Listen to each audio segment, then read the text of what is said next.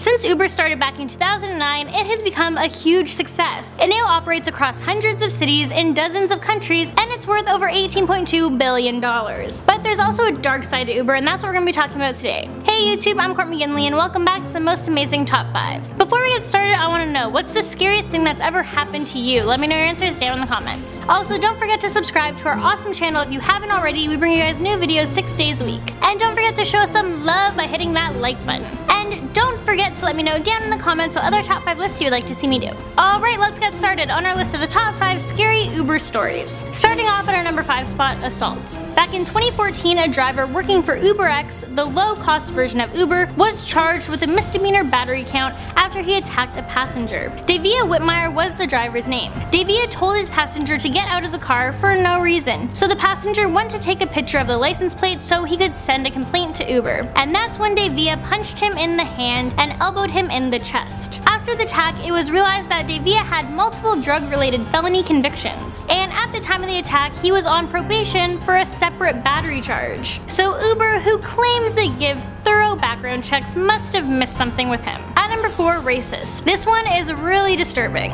A woman named Bridget Toss tweeted out at Uber after she was choked by her Uber driver in Washington. She believed it to be a racially motivated attack. This story was picked up by a media blog, and when they questioned Uber about it, they had replied saying the attack was provoked by the passenger. After this, it was revealed that the CEO of Uber had emailed his press team to criticize the media for thinking that Uber might be responsible for things that happen inside Ubers. The fact that this is how a CEO reacts to this kind of situation is ridiculous. In at number 3, kidnapping. A woman who wishes to keep her name private ordered UberX home from a party back in October of 2014. She noticed she wasn't going the quickest route home and repeatedly asked the driver why he was not taking the recommended route. The driver just ignored her and continued on his way. Eventually, they ended up in an abandoned parking lot, and this was after a 20-mile long ride. When she tried to leave the car, the driver locked the doors. She started to scream and kick the windows. The driver was then said he was given an inefficient route and said he would take her home, which he did. From start to finish, the drive lasted for 2 hours. Why she let him even drive her home, I don't know. But then again, I guess she didn't want to be left in an abandoned parking lot either. After complaining to Uber about this terrifying situation, they responded and apologized for the inefficient route given, and partially refunded the money.